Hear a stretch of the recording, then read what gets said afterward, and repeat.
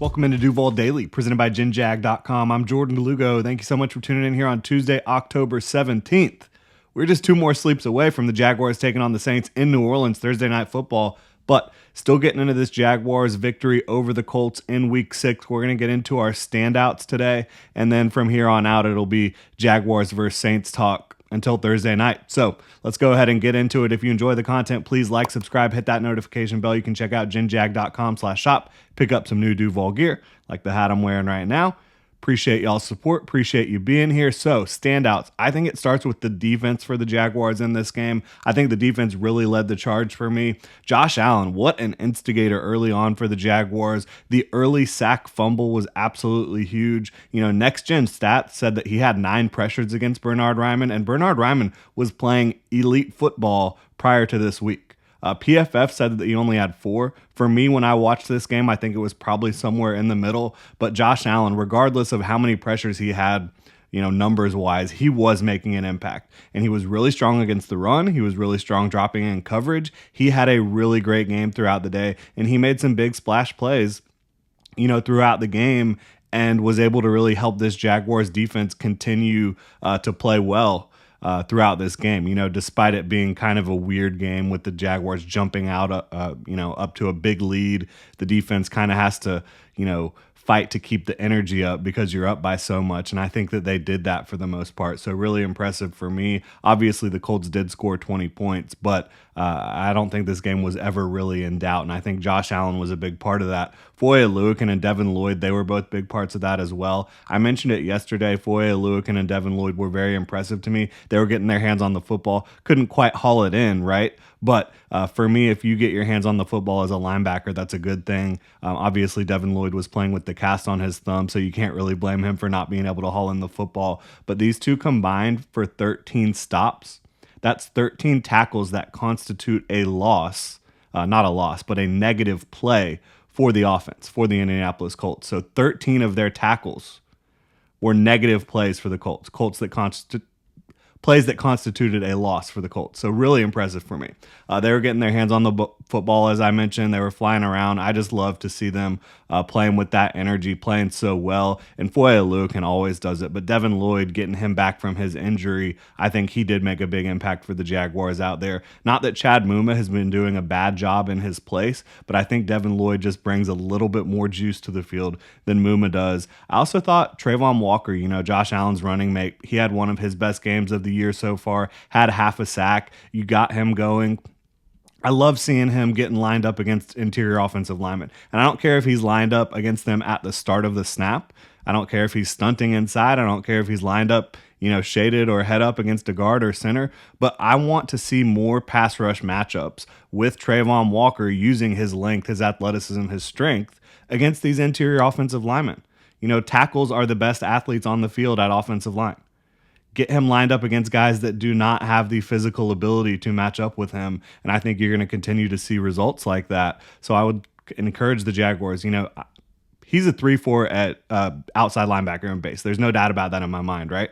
But in these clear pass rushing situations, get him moving around, get him lined up against some guys that simply do not match up against him. And when you see them do that, you see good results. So you saw him be able to get that half sack on the stunt, and it would have been a full sack, but Roy Robertson Harris made a great play of his own as well. So Darius Williams, third straight game with an interception. This one was another big one. Really poor throw by Gardner Minshew, and kind of the same story as it was last week. This one was much more of a gimme, but Josh Allen, you know, it was an underthrown football. That deep ball to Stephon Diggs. Darius Williams had to make an incredible play to pick it off still last week. This one, a lot easier for Darius, kind of right to him, but still third straight game with an interception for him. So he's been turning the football over at an extremely high clip. You want to see that continue. Tyson Campbell was playing really well before he had the hamstring injury, unfortunately. He's likely not going to play on Thursday night, so you're going to see Buster Brown, who in my opinion wasn't awful, but certainly was not making a positive impact overall in coverage. Was some of that based on the situation in the game? Perhaps, but I think you can you can safely say that you're a little nervous about not being able to have Tyson Campbell potentially this Thursday night. Obviously, the Saints don't have the best passing offense in the world, but they do have talent in their receiving room. So that's definitely going to be something to watch. But getting back to these standouts, Andre Sisco and Rayshon Jenkins, they're just double trouble at safety. Both got interceptions, both made a bunch of tackles, both made plays all over the field. They are, I said it yesterday. I mean, those two are playing the best ball of their life right now. Rayshon Jenkins, obviously an older vet. Andre Sisco in his third year with the team, third year in the league. These guys at safety, I mean, if they can continue to play like this, they're going to really, really help this Jaguars defense down the stretch. And it's a defense that's playing complementary football and a team that's playing complementary football, because you saw the defense lead the way today, but the offense, they capitalized when they were given short fields a lot. Obviously, you put up 37 points and you only have a couple hundred yards of total offense. You're getting the job done when you're getting the ball on short fields there, and that's exactly what the Jaguars did. I thought a lot of this offensive performance you could put on pass protection. It was really good today. It was their best pass pro performance of the year. I think some of that might have had to do with game script, the situation that was going on, but the offensive line as a whole, again, in pass protection, it was their best game so far. And this is against a team that has had success rushing the passer against them. So really impressive for me for the Jaguars offensive line. I think that the Colts looked like they just decided we're going to take away Travis Etienne in this running game after a while. I think that's what they tried to do, but it was a little bit too little too late, because Etienne had 2 early touchdowns. He was incredibly slippery. He had another strong receiving day. He was breaking tackles, making guys miss. Travis Etienne, he might be, I mean, probably one of the top 5 most important players and best players on the Jaguars roster right now. And I know running back's a devalued position in the league, but there is nothing devalued about his skill set and what he brings to the field for the Jaguars. He has been absolutely awesome for them, and he is a workhorse back, and he's been getting touches like it. You kind of wonder, do you need to start limiting the touches at some point, giving touches to Tank Bigsby or Dearness Johnson, so you can try to make sure you have Travis Etienne fresh, for the stretch run to the playoffs. And then assuming you're able to make the playoffs, you want to have a healthy Travis Etienne. Evan Ingram, he had maybe his best catch of his career, an awesome one-handed catch that he was able to haul in. He caught all 7 of his targets. So Evan Ingram, just another really solid day at the office with a damn good highlight. Shout out to Brenton Strange, rookie tight end, 2nd-round pick. Not a lot of people have been happy with that pick, but he's been getting work throughout this season as a blocker, doing some nice things. Obviously been some rookie mistakes, but he was able to get in there as a receiver, caught a couple passes in this one, and was able to find the end zone. So shout out to Brenton Strange for that. Awesome to see that. It was definitely not Trevor Lawrence's best day at quarterback. Obviously sustained the knee injury late, but we're told that that's believed to be not major, and I would guess that Trevor Lawrence will play this upcoming Thursday, although that has not been confirmed yet. But looking at what he did prior to that, not his best day. I think that, he was off on some throws, accuracy-wise, timing-wise. There were some questionable decisions, very questionable decisions that could have ended even worse than they did, right?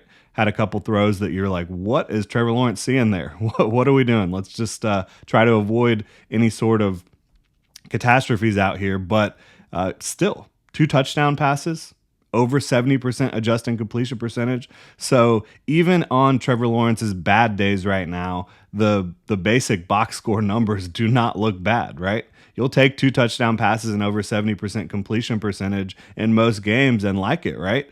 But in this one, not Trevor Lawrence's best day overall. Am I worried that he's going to slump or anything like that? Absolutely not. Sometimes you play a familiar team.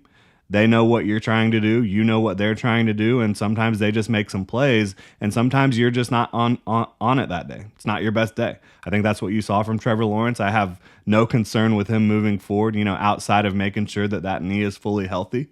But, Trevor, good for him being able to get a couple touchdowns and still complete the ball at a high clip despite not being at his very best in this one. And then looking at special teams, I think special teams played a big part in this one for sure.